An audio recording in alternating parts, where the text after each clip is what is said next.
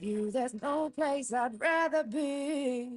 So I want to talk to you today about my prescription for a new veterinary business model where we move from a transaction-based economic model that has never been suited to veterinary clinics and towards a model that is more relationship-based, because transactions leave people behind and relationships bring them along. So we'll get on to talk about that. But before we do, I just want to gauge your economic knowledge. I want to get a sense in the room for where we are in terms of macroeconomics and understanding the economic environment in which our businesses exist. So I've been traveling around the world. Last did this in London, before that, New York, Reno, Kansas City, Birmingham, all the most exotic locations you can think of, asking veterinary professionals how many of the economists on this screen they can name. So if you all could just let me know in the chat or by your silence how many veterinary professionals here you can name. One? Well, if that one you can name is me, I'm sorry, mate. We've worked together long enough for you to know that I'm not an economist. I'm a veterinarian. So no, I don't count. That silly picture of me is put in there to trick you. But it seems, just looking at the responses here, it seems that the average person on this webinar performs about as well as the average veterinarian across the board, in that we can't name terribly many of the economists labeled. And I think there's a reason for that. I think there's a reason why our economic knowledge is not the best in the veterinary sector. And that's fairly easy to work out. What I think is going on here is economics just hasn't been that relevant to us, because think what happened in the Great Recession. While the rest of the global economy was shrinking, veterinary businesses, veterinary clinics grew, right? And what happened during the pandemic? It was an awful time for all kinds of reasons, and veterinary teams were among the most stretched. But from an economic perspective, from a business perspective, while the rest of the economy shrunk, veterinary businesses grew. We saw this like incredible boost in pet ownership, this pet ownership boom, right? And that drove business growth, and we had so much demand we didn't know how to keep up with it. So I'm sorry, Friedrich, Milton, Janet, Thomas, and John, we don't know you, and we don't need to know you, because we're doing just fine without having to dig out our economics textbooks. But on that note, before sort of deciding to cast aside an entire field of human knowledge, including a couple of Nobel Prize winners, just among those people we listed there, I thought, I better do I'd read a book or something. And funnily enough, I had my wife, my long-suffering wife, take this photo, and she said, "When we met, you had a proper job. What exactly is it you do now?" I'm not quite sure, but hopefully we can work that out together. But reading these economists, reading this expertise, absorbing this field, I came to sympathize with President Truman's two-handed economists. There's this possibly apocryphal story, I don't know if you've heard it, about President Truman being desperate, begging for a one-handed economist, because all this economist would say to him is, on the one hand, Mr. President, and then again, on the other hand. And for me, looking at the veterinary world, looking at veterinary clinics, veterinary businesses, on the one hand, we might weather the current economic storm just fine, as we always have done. But on the other hand, there is reason to believe this time might be different. And there's two main factors that make me think it might be different. We might not get away without engaging in a little bit of economic theory. And those reasons are a recent history of veterinary price inflation. So we've had inflation come into the broader economy more recently. It's tailed off a little bit now, which is great, but it's not gone backwards. Prices aren't going back to what they were. But even before then, for the last, maybe decade, veterinary prices, veterinary fees have been inflating beyond inflation. So there have been super inflationary price increases at veterinary clinics. And that's good. You know, we should charge a fair price for our professional expertise, the products and services that we sell. And historically, we haven't done a great job there. But if we've had historic price inflation where there wasn't inflation in the broader economy, it may mean that we're already at a point where we're going to start encountering price elasticity of demand, i.e., putting up our prices any further just to keep up with the inflation of our cost base could choke off demand, could bring demand down, and it could do so to the extent that a price increase actually erodes revenue rather than grows revenue, right? So if we've had a fairly long history of price inflation, it might mean that we start encountering price elasticity of demand just when we most need the ability to inflate our prices because our costs are inflating. I hope that makes sense. There's not a lot of evidence for this price elasticity of demand, maybe just a slight touch of demand coming down over the last month or so. I think most veterinary clinics would see this as a welcome relief, you know, struggling to keep up. And now this slight drop in demand, it becomes a bit more problematic if that becomes permanent and if it means we have lost pricing power. And now the thing that compounds this, the thing that makes this much worse is what John Williams, president of the New York Fed, likes to point out, that all of this is happening against a background of very high employment. So we've got labor shortages. There aren't enough veterinarians. There aren't enough veterinary technicians, right? And so what you're going to get is these labor shortages are going to mean higher labor costs as businesses compete for talent. Salaries are going to inflate. Now, to people like me who think veterinary professionals have been historically chronically undervalued, that's a good thing. You know what? We're going to get paid more. We're going to pay veterinary professionals more. Hooray! However, if that happens at the same time as we encounter this price elasticity of demand phenomenon, where we can't increase our prices to improve the compensation of our veterinary teams, then the labor shortages, the salary inflation, is going to be more painful for veterinary business owners and veterinary business operators than it would otherwise need to be or need to have been, I should say.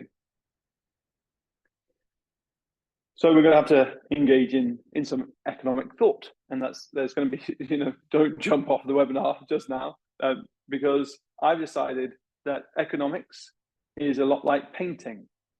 And Degas said painting is easy when you don't know how, very difficult when you do. Given we don't know how, I think this is going to be easy.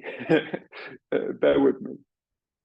So what do you do when you are not sure about economics?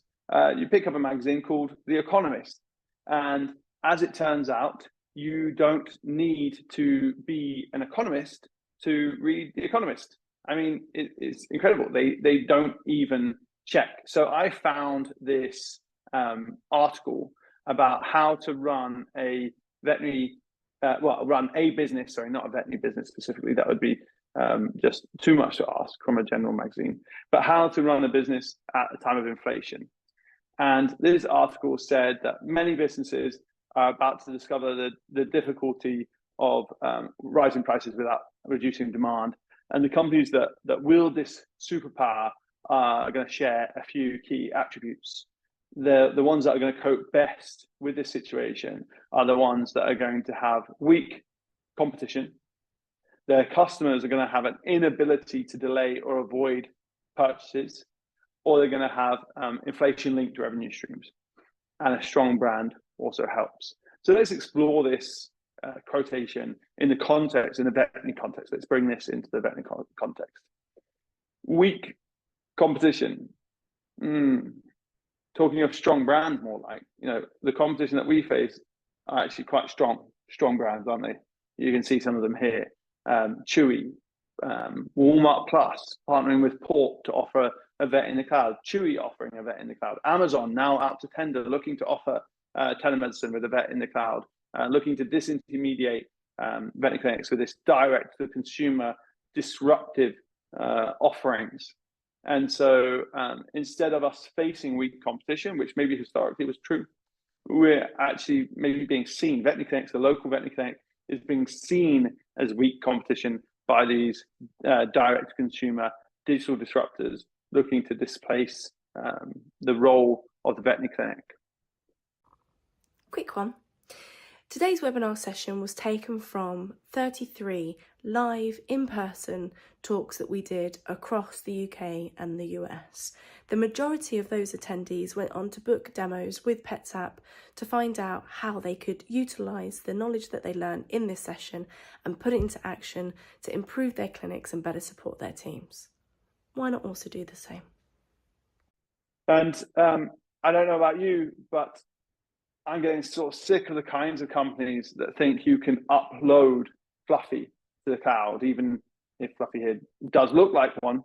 But pets are physical beings with physical needs, and they need physical veterinary clinics to service those physical needs. And there's no one better placed than veterinary clinics to offer a joined up online to offline experience. You know, these direct consumer digital disruptors, they cannot offer that. They can only offer the online. But because we have grown despite the economic background, because we have been a recession-resistant, pandemic-proof business, I think we've become slightly anesthetized to the presence, the arrival of these competitive forces, these direct consumer, digital disruptive competitive forces looking to eat our lunch, right? We've become slightly anesthetized that. We've become satisfied with a shrinking slice of a growing pie.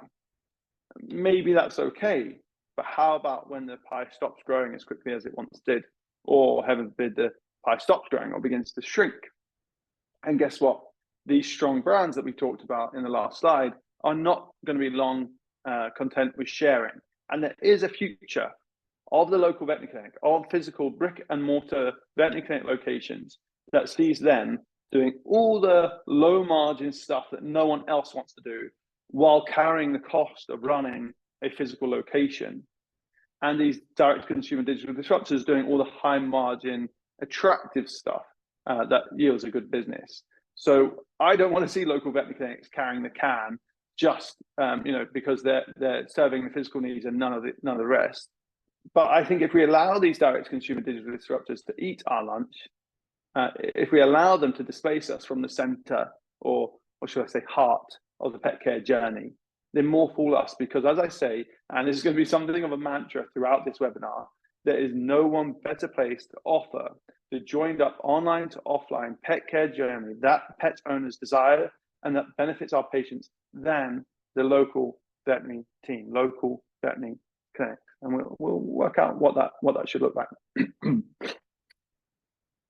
So we're confronted with this, what I like to call an obsolete dichotomy of online versus offline. It's not about that anymore. It's online and offline, right? It's just this one weird, wonderful, blended, joined up reality. Not clicks versus bricks, but the best of clicks and bricks that veterinary clinics can offer. And to be fair, it would be disingenuous of me to pretend that this is entirely new to the veterinary world. As Will said at the beginning, we're already helping hundreds of veterinary clinics internationally in the USA and elsewhere deliver joined up online to offline pet care experiences to pet owners, and increasing convenience for their teams. So reducing missed calls by 85%, saving the average veterinary team 3 hours every single day while delivering experiences that just delight pet owners. That App Store rating should not say 4.9 out of 5. It should say 5 out of 5. This really does delight pet owners while giving veterinary teams the tools they need to do what you need them to do without asking more of them, preferably asking somewhat less of them. Okay, so let's come back to our quotation. We talked about the weak competition and how perhaps the competition that veterinary clinics face is not as weak as it once was. But what about customers' inability to delay or avoid a purchase? How do you think we score? How do you think we scored there? I'll give you a minute to just post any comments in the chat and let Will can sort of gather those for me as relevant. I think my opinion here is that historically we've scored very well there. if you need a vaccination, you have to come in and get a vaccination. If you want to prevent fleas or other parasites, heartworm, whatever it might be, you need to come in and get the right medication. If your pet's on chronic medication, you need to come in and you need to get that medication. However, during the pandemic, we tolerated a certain laxity, didn't we? We relaxed some of the rules. And I'm not saying this wasn't done for good reason, but we sort of allowed people to delay vaccinations. We told them that maybe parasiticides were not as urgent as they once were. We were facing overwhelming demand. We were struggling operationally. And so we might trade them out of some of the good habits that actually took years for us as a sector to form in terms of preventive healthcare. And to paraphrase Samuel Johnson, apologies for this very wordy quotation, I'll let you read that. He was a very wordy man. But to paraphrase him, he said, the chains of habits are too light to be felt until they are too strong to be broken. And the risk is that over the course of the pandemic and those exceptional circumstances, habits that we once thought were too strong to be broken have actually been disrupted. And that could lead to lower levels of concordance and compliance with veterinary healthcare recommendations that we once took for granted as being something that a significant portion of pet owners would comply with. There are opportunities to be had as we reform those habits, though. We get to challenge some of the historic assumptions, and we get to set up new tools, new ways of ingraining those good habits. Okay, so I'm being a bit doom and gloom. Apologies for that. But as my Midwestern friend, for those of you that don't know, I'm based in the Midwest. This is a Minnesotan accent. I'm working on it. But my Midwestern friend, Warren Buffett, who couldn't be here today, unfortunately, he says, predicting rain doesn't count. And this is the NOAA rule. Predicting rain doesn't count. Building arcs does. So if I think we might be facing a difficult economic climate, some challenges in the veterinary professions, in the world of veterinary clinics, a world that I'm very passionate about, what do I think we should do about it? There's no point just forecasting the rain. What do I think we should change? I said it, didn't I? Had to go and say it, didn't I? It's become something of a dirty word in our profession, change. You're not allowed to talk about change because everyone's scared of change. We all fear change, don't we? I mean, I don't fear change. You don't. I mean, I'm sure you don't.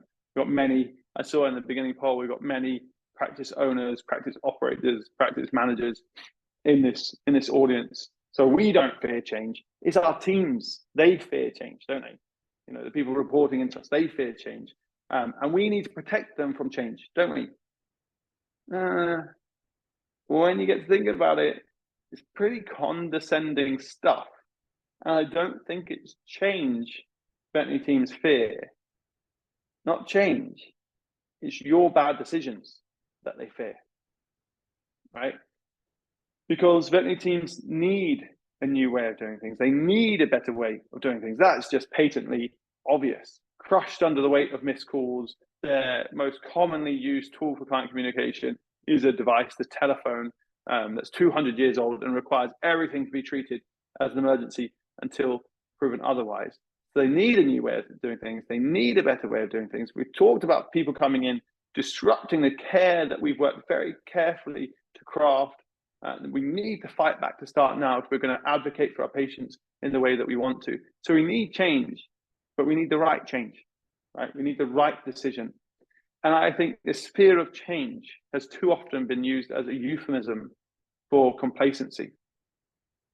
And this complacency, an excuse not to come up with the right solutions. And this complacency has led to these even more insidious tyrannies. We talk about the complacency being a tyranny sincerely exercised for the good of its victims. That's a quote from C.S. Lewis. But that leaves the way to even more insidious tyrannies like the tyranny of the telephone. And so we do need to change something, but in changing things, we need to communicate the what's in it for me to veterinary teams. We need to show them that what we're implementing, what we're doing is not just going to be one more thing. It's going to be the reason you get your lunch today. It's going to be the reason you get home to your family on time. And so we need to embrace the right change in the right way. And maybe I'm being too harsh to practice owners, practice operators. Maybe I'm being too eager to speak truth to power. But as one of my very favorite poets, Audre Lorde, said about matters of even higher stakes, even higher concern, our childhood wars have aged us, but it is the absence of change which will destroy us. Before I get on to my prescription for change, I want to know, and you can just throw this in the chat, I want to know which is your veterinary clinic? Who am I talking to here? Is your veterinary clinic a barely dripping faucet where you're really having to suck on it to try and squeeze out the most demand you possibly can? You're just not facing enough demand? Or is your clinic facing a waterfall of demand, a torrent of demand, more demand than you could have capacity for, more demand than you can possibly keep up with? Now, I can still see the poll results, but I can't actually see the chat. But there is the odd A in the world, right? There are new veterinary clinic startups that initially have more capacity than in demand. You'd be surprised, though, we're seeing veterinary clinics start up and become break-even profitable within 6 months, which when I started out in the veterinary profession, you'd be talking 2-3 years, right? In terms of reaching that break-even point. Whereas now it's 6 months. It's incredible. So not a lot of barely dripping faucets out there. And yeah, I see the poll coming in now. 100% of you actually are in the waterfall situation where you're facing more demand than you can keep up with. Well, it doesn't really matter to me which you are, because my prescription for change is that we actually get our hands on the faucet of demand and we fill our cups, drink our fill, have as much as we want, no more, no less. So how do we put ourselves in control of how much demand we are able to serve? And this can sometimes be a little bit heretical, because we've all dedicated our lives to the service of companion animal welfare, and there's something of a martyr complex in there, where nothing is too much to ask of me in the service of companion animal welfare. And I'm the worst for this. My childhood hero is Diane Fossey. She literally died in the service of companion animal welfare. And I think she's wonderful. You know, it's dangerous though, isn't it? I think we're all becoming a bit more alive to the dangers. So doing as much as we can and no more is a much healthier way to practice for ourselves, for our teams, for our patients, for our clients, right? This is what we should be aiming for. And to achieve this, what I think we need to do is we need to think of our veterinary businesses as a funnel. And some of you might be familiar of thinking about marketing processes as a funnel, right? But I want you to think of your whole business, all the systems and processes that make up your business as a funnel, with inputs coming in at the top and outputs or outcomes coming out of the bottom. And whatever that funnel does to them is changing those inputs into outcomes, right? And the outcomes we're interested in are many and varied. There could be patient outcomes, there can be financial outcomes, there can be team outcomes, client outcomes, community outcomes, all kinds of outcomes. Every stakeholder that your veterinary practice has, you could map an outcome for them. But what about your inputs? What inputs do you have? Well, the average veterinary clinic sees about 3,000 patients. And so with some quick math, I can work out the kinds of inputs that those 3,000 patients generate. That's 3 millennia of parasite prevention. That's 54,000 nails to tread on or get stuck on your sweater. That's 111,000 gallons of urine. I should say, by the way, that 1,000 gallons of blood, that would be complete exsanguination. So don't go that far, right? Let's take this with a slight pinch of salt. It's 111,600 teeth to scale and polish, X-ray, extract, or get bitten by. It's 200 tons of feces to sample, 6,000 kidneys to keep healthy, and 853,800 bones to keep intact.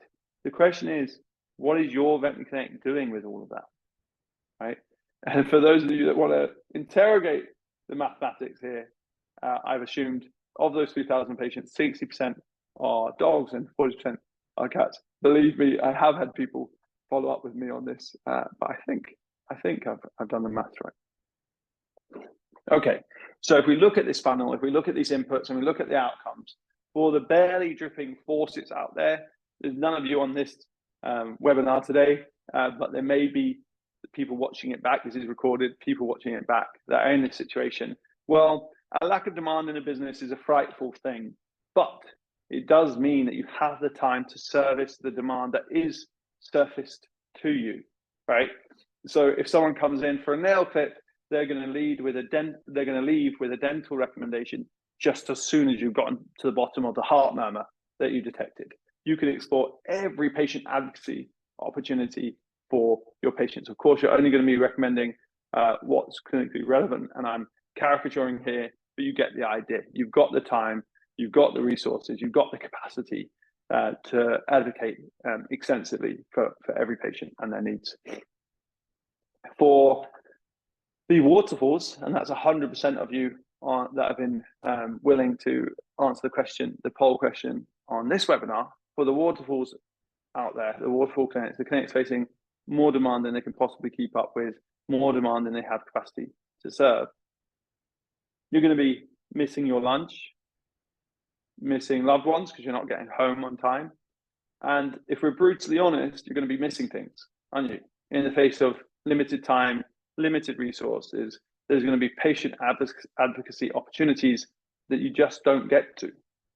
Right? And that's why across the veterinary professions, we can sometimes feel like we're facing this bottomless well of demand where we're just scratching the surface despite giving our blood, sweat, tears, best efforts day in, day out. It's never enough. And unfortunately, that's kind of true, right? Pets are still chronically underserved healthcare consumers. The Veterinary Innovation Council estimated that the average pet owner faces 2 pet issues per pet per month. That's 24 pet issues per year. And only 8% of those issues, only 2 out of 24, are actually served by veterinary expertise. Another way of saying that is that 92% of all pet issues go unaddressed by the people best placed to address them, the local veterinary team. Now, why is that? Why do pet owners decide that on 22 out of 24 of the issues they face, the veterinary channel, the veterinary clinic, their local veterinary clinic that they are incredibly bonded to, is not the appropriate channel for them to surface that issue, at least in the first instance through? Well, it's to do with something called the value triangle. And this is where pet owners can interrogate value, not just pet owners, any consumer, any user can interrogate value on 3 dimensions: affordability or cost, quality, and convenience. And in a traditional business school, what you'll be taught is to extract value on 2 out of 3 of those dimensions, right? So do well on 2 out of 3 of those dimensions and extract value for your business on the 3rd by investing less in the 3rd, extract value on the 3rd. So someone can have something quick, conveniently and cheaply, but it's not going to be super high quality. We're going to cut on cost, and that's how we're going to make money. Or someone can have something high quality, affordably, but it's going to take a long time. You might have to wait 18 months for me to schedule that in around other work that I have. It's that kind of get what you pay for mentality. I'm going to fulfill the British stereotype by taking a sip of my tea. And so on this, if you look at the kinds of direct consumer digital disruptors that we talked about earlier and how they perform, they tend to be very affordable, incredibly convenient, but compromise on quality. And so if you think of some of the direct consumer parasiticide products out there that send you your monthly flea treatment but doesn't require any kind of veterinary intervention, if you look at their 5-star reviews, they'll say this is so much cheaper and more convenient than getting this from my veterinary clinic, from the veterinary team. If you look at the 1-star reviews, they'll say, despite giving this product as recommended every month, every month on the month, my pet still has fleas. And so it's a quality issue. Where there's issues, it's a quality issue. That's where they're extracting value. And your local veterinary team could have told you that wasn't a quality product. But we don't need to worry about that. Just take the example that they're doing well on 2 out of 3. Now, how do we think local veterinary clinics are doing? The problem is the traditional veterinary clinic performs well on 1 dimension out of the 3. And if you're a direct-to-consumer digital disruptor or someone looking to create a disruptive business, if you find a sector where they're only performing well on 1 out of 3 dimensions, that's a sector that is ripe for disruption, unfortunately. So that's what we're signaling to everyone. We're like saying, we're putting out this beacon by not engaging in the opportunities that we're talking about today. We're sending out this beacon saying, come and disrupt us, come and eat our lunch. And that's not the best signal to put out in the world if you want a long-lived business. And if you care like I do about the position of the local veterinary clinic in the pet care journey. So if we assess the veterinary clinic, the traditional veterinary clinic's performance on these dimensions, we're never going to be a super affordable touch point. We're never going to be a low-cost touch point in the pet care journey. And some of you might say, well, what are you on about, Tom?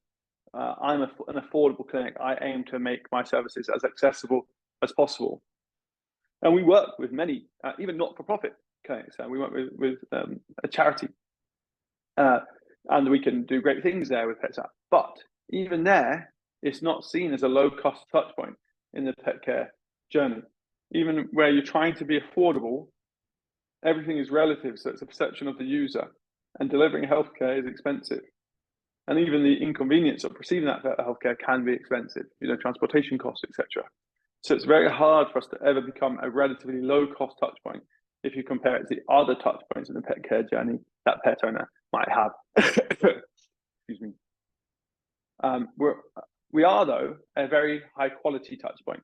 Before we built anything at PetsApp, back in 2018, we did a lot of consumer research, and we found that one pet owner spoke for many in that research when she described the beautiful relationship that she has with her veterinary team.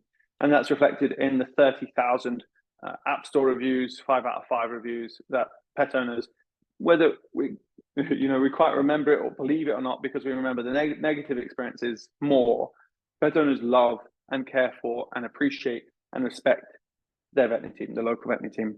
Think about how willing many of you would be to describe a beautiful relationship with your accountant or your lawyer. I mean, my sister is my accountant, so that's different, but you get what I mean. There's a special bond here. We're very privileged to have that bond with pet owners. That said, that high quality, that high trust touch point is the one dimension that we score well on, because the third dimension, convenience, we score abysmally on, right? To access veterinary expertise through the traditional model, anytime I want to access the veterinary expertise, I'm going to be told that I need to come in. I'm going to have to phone up and have to wait on hold, only to be told I need to come in. I'm going to have to take off work. And there's another touch point that I, as a father of 4, yes, I have inflicted that upon myself as a very happy father of 4. Anytime I go to, anywhere, but including the veterinary clinic, I'm likely to have to load kids into car seats. And how many of you think that this stock photo, this particular stock image, reflects your experiences? Please don't say yes. Or if you do say yes, tell me how it's done. Because when I'm loading the kids into the car, it never looks like this, but almost always looks like this. One kid in the car, one kid out the car, one kid neither in or out the car, and a dog vomiting in the back. And that's only 3 kids, so we've forgotten one. We'll go back to them. But you get what I mean. There's all kinds of parts of the journey, touch points in the journey that we provide to pet owners that are not the best, that are not the most convenient user experiences. And this is why this inconvenience is a big driver for why we do a pretty good job at capturing pet owners at point of need, at point of critical need, or perceived need, but a less good job at capturing at point of curiosity. Now, you might say, that's great, Tom. I don't want to have, we're just talking about how under pressure my team are. We've told you we're a waterfall veterinary clinic. What aren't you understanding? You're saying that we need to capture more demand. No, the problem here is not that you're not seeing every single pet issue. The problem is who is picking which of the 2 out of the 24 pet issues you are seeing. I'll give you a clue, it's not you, it's not your team, it's pet owners. And they don't always do a good job of picking which issues are the most critical and which are the least critical, which are emergent and which are just point of curiosity. For example, I've had a pet owner rush in to see me with a lump on their cat's abdomen, only for me to diagnose this as their cat's nipple, right? And they said, "Oh, but doctor, he's a male cat."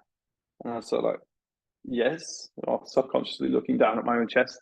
And as much as you try to reassure them, check the teeth, let's do a full check while they're here, they're so desperate to get that cat back in the cat carrier. It helps if you reverse them in, that you can't make the most of patient advocacy opportunities in that touch point. And guess what?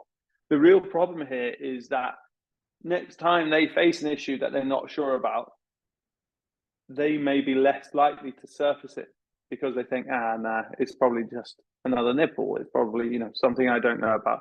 And so we actually reduce the likelihood that pet owner will surface a more important issue to us next time. Because I've had that happen too, right?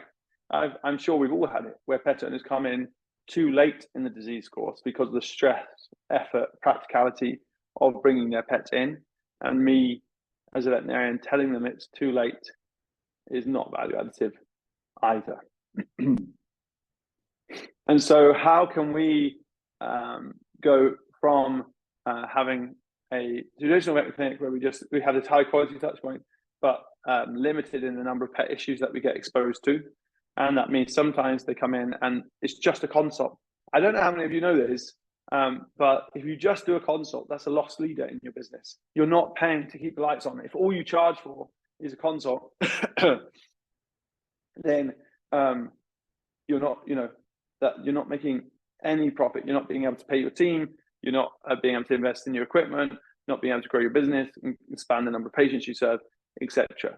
And so really we want to avoid those lost leader consults, and we want to capture those critical points in order to improve patient outcomes and, yes, improve business outcomes. So we need to move from the traditional clinic model to a model where we actually layer on convenient digital touch points to create this joined up online to offline journey where pet owners can check in with us at point of curiosity. And this is super relevant to cats, right?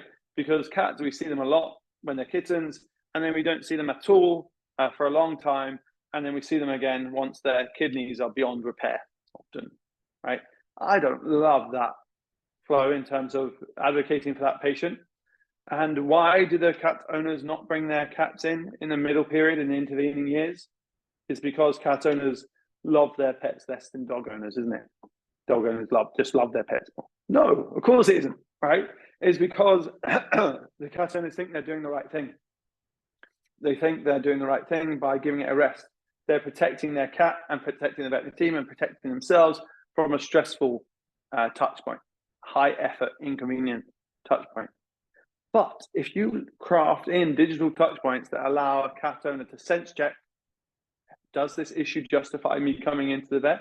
And a veterinary professional tells them yes, they are just as likely to comply with that recommendation as a dog owner, right? So again, part of the rationale for laying on convenient touch points on top of this high trust touch point in the pet care journey.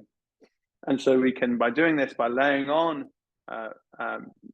digital touch points, like about 650 veterinary clinics have already done with PetsApp, we can expand the total addressable market for veterinary expertise.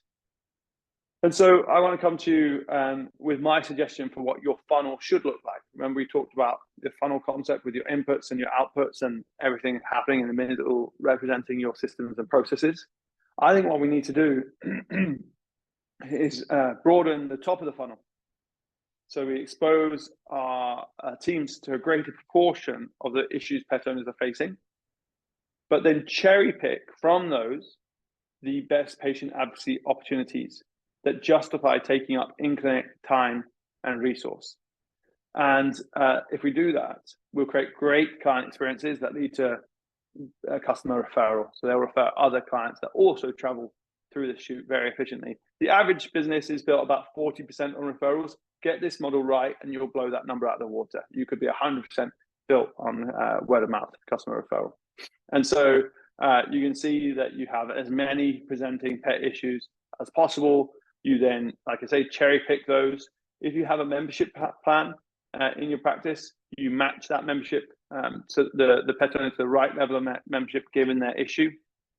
You then, as you explore more patient advocacy opportunities, choose the sales lingo, you cross-sell, upsell those pet owners on products and services that were going to benefit their pet, extend their life, improve the quality of life. Their pet, they experience expanding member value, and you get high value member referrals off the back of that. So I think we should have a broad top of funnel, narrow shoot, generating a solid foundation of outputs. And in talking about, a lot of people can't get past when I say the broad top of funnel. What do you mean you want to broaden the top of funnel? What do you mean you want to surface more issues to my team? I've already told you my team are overwhelmed and you're asking me to do more. Well, I'm not actually. I think if anything, veterinary teams could do with doing a little less. But we've got to be careful here because, as Brené Brown says, trust is earned in the smallest of moments. It's not through heroic deeds or highly visible actions. It's through paying attention, listening, and acts of genuine care and attention, right?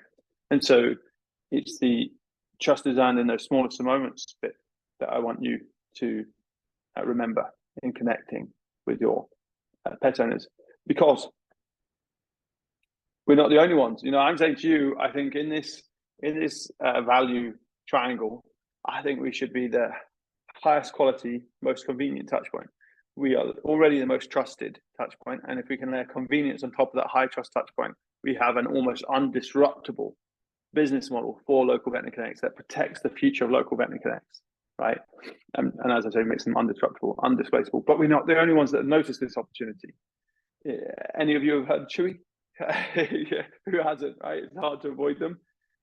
Their stated mission, this is just off their website, is to be the most trusted and convenient destination for pet parents everywhere. They're coming for your lunch too, right? And it sounds familiar, hey? Most trusted, convenient destination for pet parents. And that's what I think local veterinary clinics should be.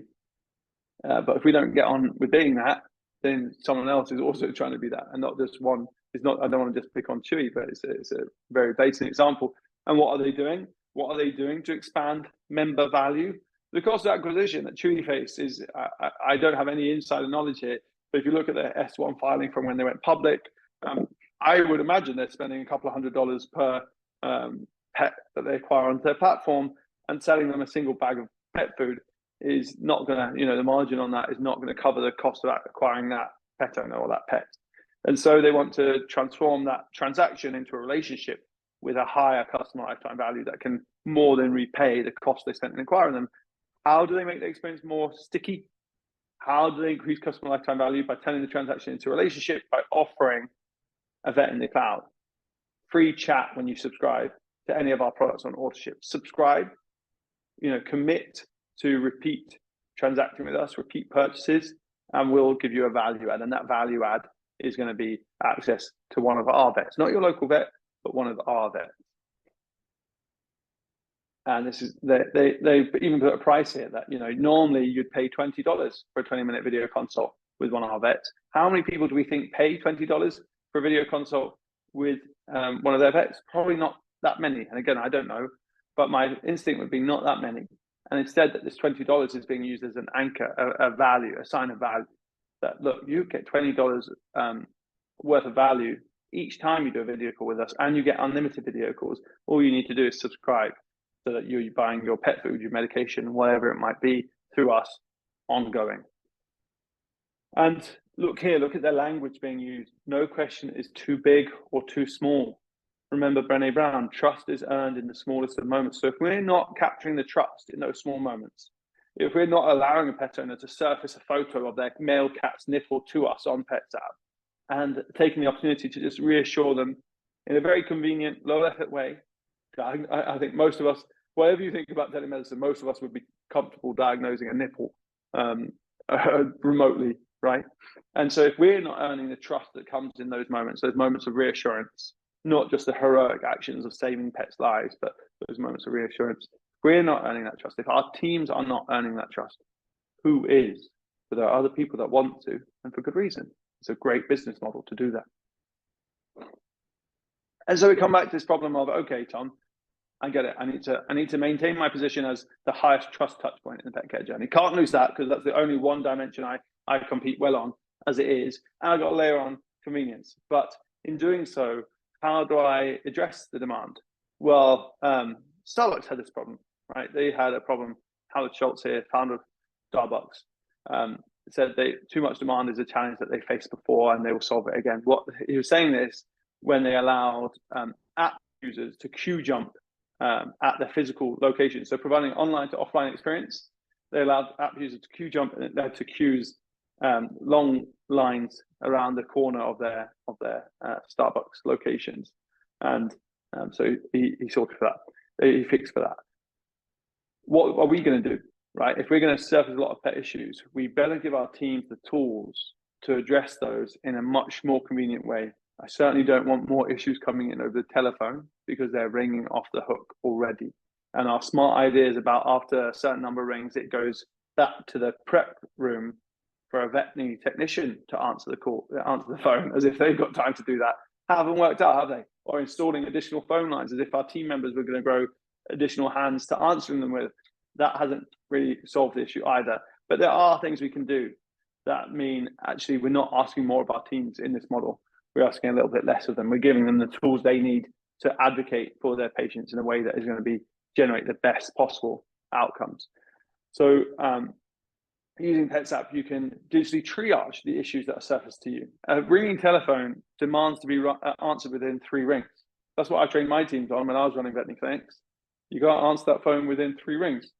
I ran clinics internationally, and it was the same thing everywhere. 3 rings to answer the phone. That's the pet owner expectation. It's an impossible expectation to meet.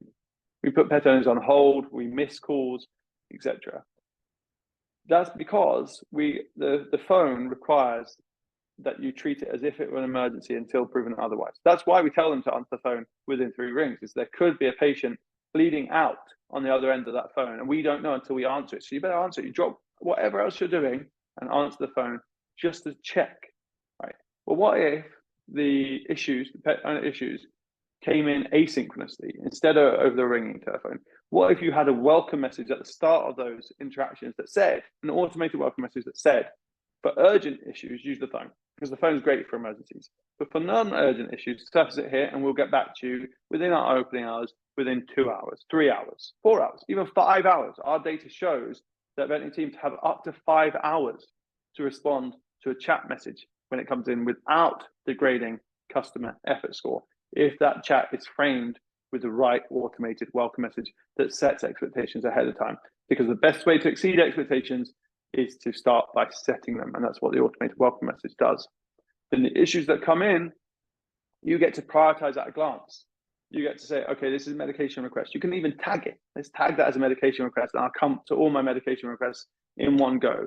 So I'm not losing flow. I'm able to just, really optimize my workflow. And this is a great stress buster. Our veterinary teams are under stress, but what's a great way to solve for stress or turn negative stress into eustress, more positive form of stress? Give people control. Give people a sense of control over their own workflows, and allowing people to prioritize at a glance, actually see the issues that are coming in and decide as and when they're going to deal with them. That is a really good way to delight your teams. And in this way, you can avoid lost leader consults. Someone comes in with a photo of their cat's nipple, you can say, that's a cat's nipple, don't worry about it.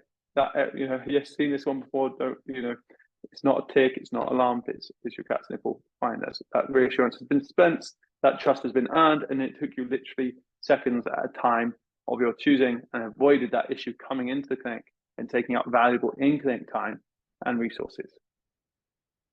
What about that? So that's pet owner issues coming inbound. What about your communications going outbound? Think about when you admit a patient to the clinic. Please, if you have an answer to this, please share it in the chat, because in my career as a veterinarian, seeing patients, I hung my stethoscope up a little while ago, but I was a consulting vet. When I admitted a patient to the hospital for a procedure or whatever it might be, even just routine procedures, neutering, dentistry, I would say something along the lines of, "Don't call us, we'll call you. No news is good news." Now, I'd try it on all kinds of different ways. Make it sound gentler, maybe a bit firmer. It didn't work. Does anyone have wording that works there? I haven't come across, I've talked to thousands of veterinary professionals, probably tens of thousands of veterinary professionals at this point. And no one's come up to me and said, "Actually, Tom, I have a magic phraseology, magic phrasing that works." They always call, don't they? They always call you. And when do they call you? They call you when you're trying to take blood from a fractious cat.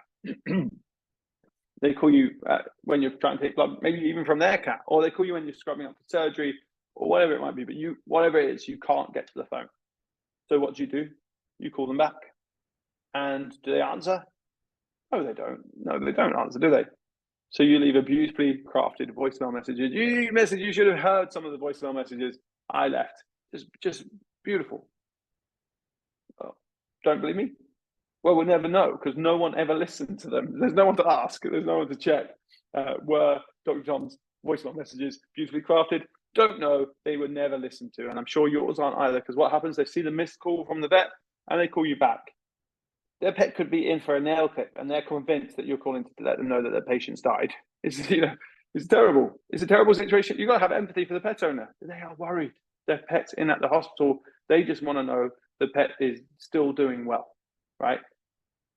So you call them back, they call you back. We have this thing that people call telephone tennis or games of phone tag. We call them games, but no one enjoys them. Instead, what you can do, use the veterinary team member app. So we have a web version that you can access on a desktop, laptop, wherever you like. But we also have a mobile app for the veterinary team that allows you to use a smartphone or a tablet to just snap a photo at a time you're choosing, very quick. Snap a photo of the pet looking very much alive, having recovered from the procedure, send that on the chat. Takes you maybe 20 seconds to do, and it delights pet owners and it saves you this game of phone tag, because you do it at a time of your choosing and you can be guaranteed the pet owner receives it. So that's inpatient updates. People take this further. They request payment at that point for the procedure. They send the invoice across and request payment. And so then what about discharge?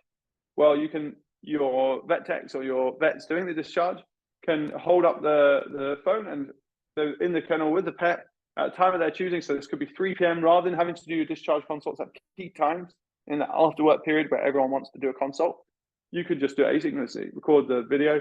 Hi, this is Dr. Tom, leash walks only for the next 10 days, keep the cone of shame on for 7 days, send us a photo of the surgical wound on day 3 over PetsApp, blah, blah, blah, blah, blah.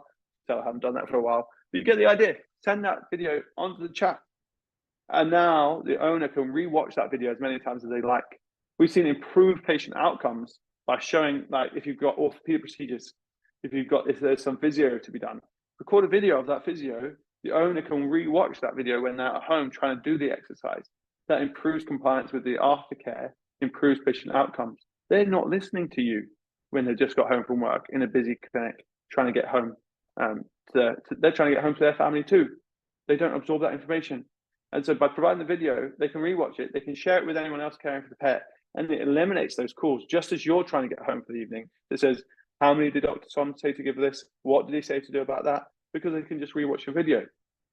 And many veterinary clinics on PetsApp for routine procedures are actually pre-recording discharge videos and put it in their template media library on PetsApp. So then anyone could actually provide the discharge instructions to that pet with just 2 clicks. There's so much here that you can do to increase efficiency so that you aren't asking more of your team. By giving them the right tools, you're actually asking less of them, you're making it easier for them. There's things that we say all day, every day.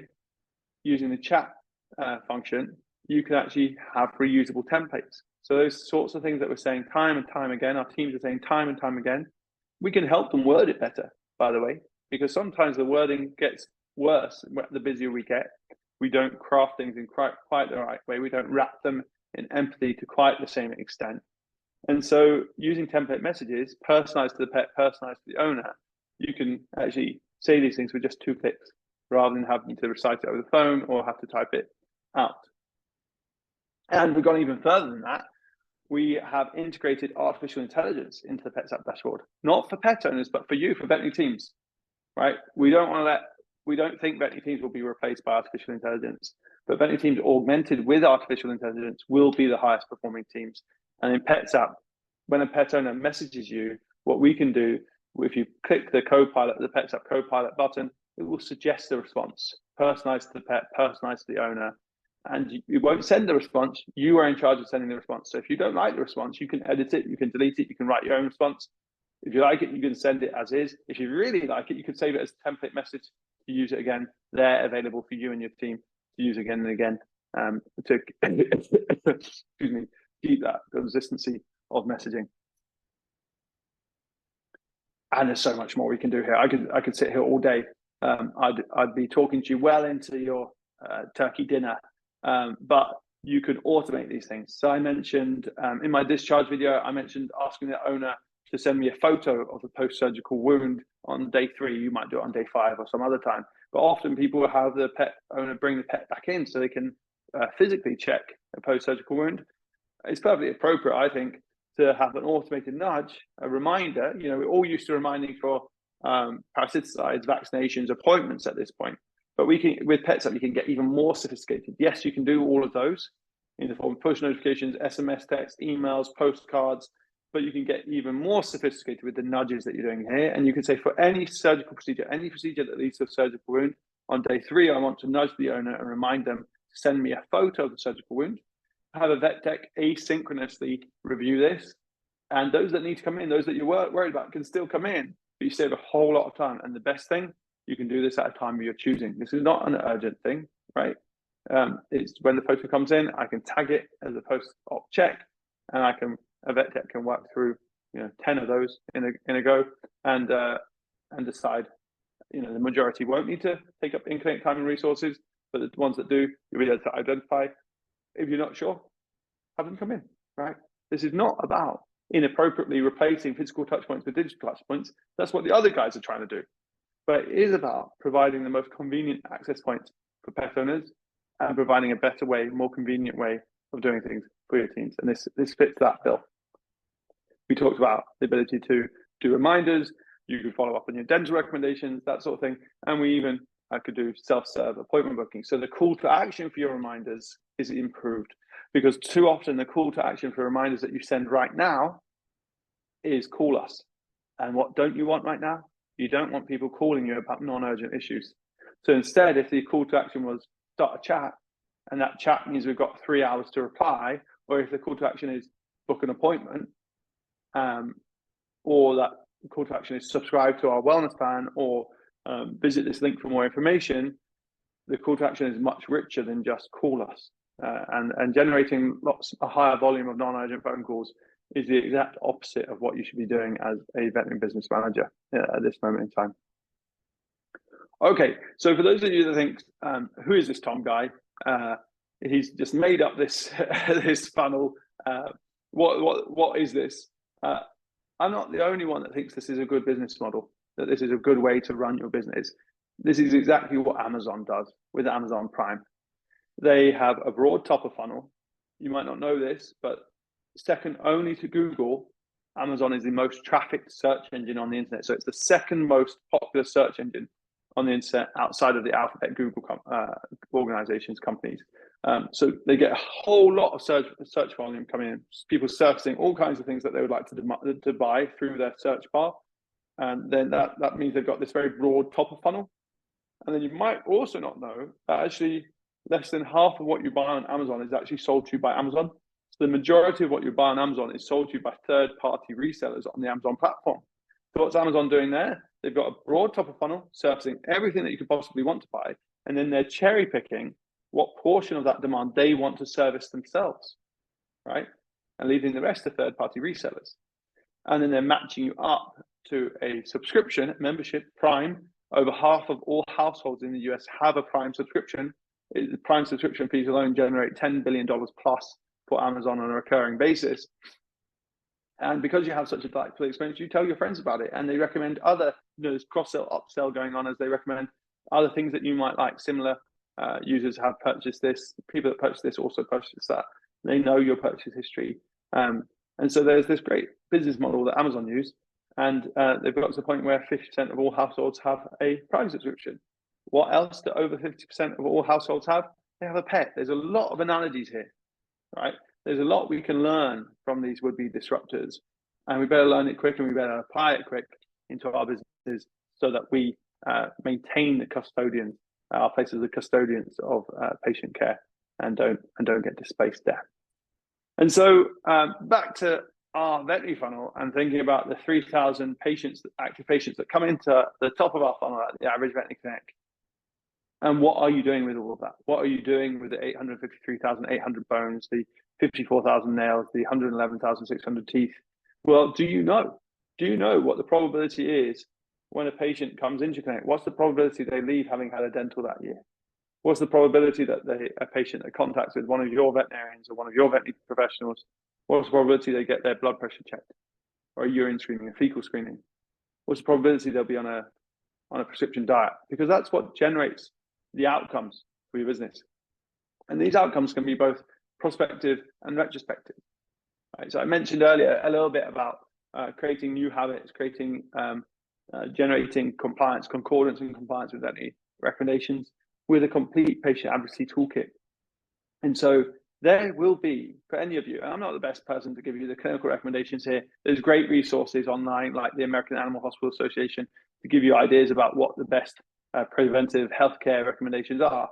But I think most vets, most of us, could come up with a box of items, a list of items that we think the vast majority of the patients we see should have done for them. The vast majority of pet owners should agree to if they want to have their pet live the longest, happiest, healthiest life possible. And then it's about how do we ensure those pets get that? And that's something that we're not super good at as a profession, across the veterinary professions. We lift up the lip of the animal, we see some terrible teeth, and we say, you should maybe start to perhaps consider thinking about getting a dental for your pet. What we mean is you should get a dental. You needed a dental 3 years ago. You should definitely get one now. But what we say is you should maybe start to think about considering perhaps getting a dental. And what does the owner say? The owner says yes. The owner says yes. And we think we've done our job because the owner said yes. But the owner isn't saying, yes, I'll get the dental done. The owner is saying, yes, I'll maybe start to perhaps consider thinking about getting a dental for my dog. And the same thing happens next year and next year and next year. And that dog never gets the dental. It needs, in fact, that dog, the only thing that dog gets is a painful mouth, right? That's not good. So what patient advocacy tools can we have? And none of us came into the professions to become salespeople. And that's part of why we qualify recommendations that should just be very clear, because we don't want to risk being salesy. And that's where these template messages, this is where PetsApp Copilot can come in. It can actually write, you can have a pre-written recommendation that sounds just right. It makes the recommendation just right without me feeling awkward and salesy. But what you can also do is you can have this patient advocacy toolkit. So you can have that list of items wrapped up in a membership. You can say to a pet owner, effectively what you're saying to them is, if you prospectively agree with me that these are the right items to do for your pet over the coming year, if you commit now to doing that over the coming year for your pet, then I will allow you to spread the costs monthly, and I'll maybe give you a small discount and some other incentives. Maybe I'll give you a discount on the dental at the end of the year, that sort of thing. Maybe I'll give you unlimited consults. Other great things that you can do that I'd love to talk to you about that I mentioned in other talks that I do. Okay, so that's prospective compliance. You have a membership plan someone subscribes to, they're opting in to comply with the bucket of items, the list of items that you think that they should do for their pet this year, regardless of whatever else happens. What about retrospective compliance? What about the people that didn't sign up for that plan? Do you leave those behind? No. We have this concept of loyalty plans. And loyalty plans is something I think historically has been done terribly in the veterinary world. We've just copied what the large grocery stores do, right? And that's not good, because the grocery stores are doing loyalty plans and club cards and all that sort of thing in order to track consumer behavior. They're tolerating an increase in operational complexity in their businesses in order to have data on what each customer buys. We already know what every client buys because we have a legal obligation to have a complete medical record, just like Amazon. Amazon has a complete list of the last thing you bought and the first thing you bought and everything in between. We already have that data. So inviting operational complexity in our business in exchange for the data we already have, not a good idea. Sounds like a good idea because other businesses do it. But if you understand the nuance of a veterinary business, not the best idea. What is a good idea is to say, look, I've got this membership plan that you can prospectively agree to, so you can agree into the future. But I also have a way of seeing, have you done these things retrospectively? So if you do each of the things that I think you should do retrospectively, you will attain points for doing those things. And once you hit the point threshold, you'll unlock many of the same benefits as a member would unlock, right? And actually, you've now provided me a signal that you would be great for our membership plan. And so I can lock in another year of compliance with my recommendations. Because we often see clients are compliant for 1 year, not compliant for a year, compliant for another year, not compliant for 2 years. If we could ensure that they consistently did the things that we think are great for maintaining the health and well-being of their animals, then that would be fantastic. And one way to do that is with this concept of retrospective compliance driven by a loyalty plan and prospective compliance driven by a membership plan, with the two meeting in the middle. I hope that makes sense. We'd love to show you exactly how we've built this out on PetsApp. Just head across to petsapp.com, book a demo with us, and we'll take you through that. But it works really well to just create this rising watermark of pet owner compliance in your business. Where are your pet owners today, and how can we shift them up to the next level and up to the next level and up to the next level in terms of doing what's best for their pets? Because remember, pets are chronically underserved healthcare consumers. Look at the probability of a pet in your clinic getting a dental and ask your teams, do we do too many dentals or not enough? I don't know many clinics, if any, that would say they do too many, right?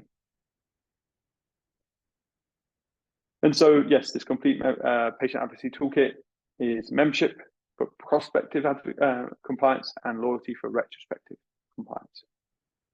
Okay, and so here comes the science part, here comes more math, and I'll jump into this with you. But there is this North Star metric that we're managing for here. And if you go away from this webinar with just one thing, one takeaway, I want you to know how to at least know the concept of customer lifetime value. Even if you're not sort of pedantically measuring it, at least have the broad intuition of there being this thing called customer lifetime value. And this is the value of your customer over their whole lifetime of interacting with you. And veterinary clinics are customer lifetime value businesses. We have long customer lifetimes, and the value peaks about 7 years in, right? And so if you are churning through your customer base, you are not seeing the peak in customer lifetime value. And if you are tolerating lower levels of compliance, you are not optimizing the customer lifetime value. And of course, you would never recommend something that your patients didn't need. And so by optimizing for compliance, you're also delivering better patient outcomes. And so customer lifetime value here, I've got calculations here for how to work that out. It's your customer lifetime value in dollars is your average customer lifetime in years times by the average customer value. Now, what we're doing here is we're ignoring for the time value of money. So for any accountants out there, yes, $10 today is worth more than $10 in a year. And this represents something called the time value of money. And over the last little while, it's been safe to ignore the time value of money, but with rising interest rates, we should probably include the time value of money. This is something your accountant can help you with. There are online tools for this. But to my mind, if you know that you're simplifying here and you're doing apples to apples comparisons, this is good enough. This is a good enough point to be at. And so you say, okay, Tom, but how do I calculate average annual customer value? Well, that would be your average transaction value in dollars multiplied by the transaction frequency. How often does the average pet or pet owner transact with you? And you have to decide, are you doing customer lifetime value at the level of the pet owner or the level of the pet? I would generally do this at the level of pet, because the pet is, the consumer. That's the one. The pet is the thing consuming products and services ultimately. And so I would calculate this at the level of pet, but some people do it at their level of pet owner. Bonus point if you know it for both. And you said to me, okay, Tom, you said average customer lifetime. How do I calculate my average customer lifetime? This is a really neat trick. 1 over your customer churn, which I'll tell you how to calculate on the next slide, gives you your customer lifetime. So the rate at which you are losing customers, 1 over that gives you your customer lifetime, your average customer lifetime, assuming you're losing customers at a consistent rate. How do you estimate your customer churn? Well, it's your number of customers at the start of the year minus the number of those customers still active at the end of the year. So it's not your active customers at the start of the year minus your active customers at the end of the year. You're taking a cohort of active customers at the start of the year and how many are still active at the end of the year. So basically, this sum at the top of the equation is giving you how many customers that were active with you at the start of the year are no longer active with you at the end of the year. Divide that by the total number of customers active at the start of the year, and that will give you a churn percentage. And then take your for customer lifetime value, you take your average customer lifetime and multiply it by the average customer value per year. Hopefully that makes sense. Happy to provide these slides to people so you can go through them in your own time. Just email me, Thom, with an entirely unnecessary H in it, THOM @petsapp.com, and I'll be happy to provide these slides to you. So let's go through a worked example. Let's say you have 3,000 active clients at the start of the year, subtract 2,700 are active at the end of the year, that's 300, over the 3,000 active at the start of the year, that's a 10% churn. And so 1 over 10% gives you an average customer lifetime of 10 years. If your average customer transacts with you 2.2 times and you have this average customer value, average transaction value, then your average customer value per year is going to be $440. Obviously, insert your own numbers in here. And so that gives you $440 of average customer value per year over a lifetime of 10 years. That gives you a customer lifetime, an undiscounted customer lifetime value of $4,400. If you were to discount for the time value of money, you can see the geek in me couldn't resist giving you the accurate answer. So if you look at the net present value of $4,400 over 10 years, that's 7% interest rate. That customer lifetime value, adjusted for the time value of money, is $3,090. But don't worry too much about that, please. Just think about how you can optimize for your average customer lifetime. How can you optimize for average transaction value? How can you optimize for transaction frequency? That is how you optimize for customer lifetime value. And so I've giving you some outputs here that a Connect might do. So you might, with these probabilities, with these inputs coming through this probability funnel, you might get 750 years of flea prevention, 210 scale and polishes, 800 blood tests, 10 repaired cycles. The important thing is you know what this is for your own business and you take actions to improve it and you monitor that improvement and you iterate through that cycle. And we want to help you with this. We have tech touch patient advocacy tools at PetsApp where you can make a dental recommendation for Siggy and then we can automatically follow up on that dental recommendation, advising why it's so important to do dentistry for the pet and giving them a route through which to book that appointment. Now, for a dental, you're not going to allow them to reach into your appointment calendar and self-serve book that, but the chat is a great forum, great format for booking that appointment and asking any other questions they might have. You can put in links. It might be that the dental is discounted on your membership plan. And so anytime you recommend an item that would be included in the membership plan and someone's not a member, you can have a call to action of join our membership. Anytime someone that is a member consumes an item that is included in your membership, you can nudge them about the value that they receive to reduce any chance of them churning off the plan. All kinds of wonderful things you can do here to optimize the outcomes. Now, I've thrown a lot at you there, and there's a lot of theory there for us to put into practice. But I just want to remind you of what Goethe said. He said, it's not enough to know, we must also apply. And so I don't want you just to sort of take this as theoretical. Like I say, I've run Veterinary Connects and PetsApp in many ways is a codification of the operating models I was using with vets one at a time and clinics one at a time and put into an operating system that can benefit your clinic and see you operating incredibly efficiently, delighting your pet owners, delighting your team. And Amos Tversky, the late great Amos Tversky, behavioral economist, he said, you waste years by not being able to waste hours. So for those of you that say you've not got time, this all sounds great, Tom, but I've not got time, listen to Amos. You waste years by not being able to waste hours. I want to thank you all for wasting about an hour with me today. Hopefully it wasn't a waste. Will tell me either way. I'll be happy to help you with any of what we discussed today. Go across to petsapp.com, book a demo with us. You've got my email, phone number here. Really, I'm a big geek for all this stuff. Will is too, the whole PetsApp pack, big geeks for this stuff. Really love what we do, really passionate about the place of the local veterinary clinic at the heart of the pet care journey. Really wanted to see it stay there. Happy to take any questions that might have come through. There's no place I'd rather be.